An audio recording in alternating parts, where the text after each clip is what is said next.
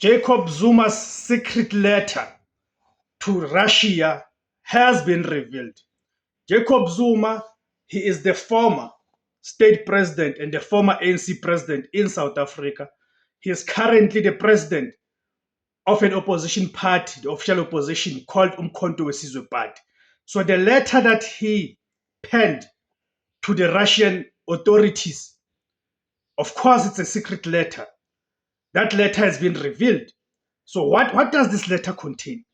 What is this letter all about? Because it's important that we understand the contents and then also put the context of that letter.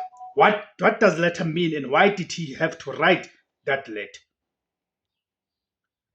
So the shadow diplomacy, the relationship between former South African President Jacob Zuma and Russia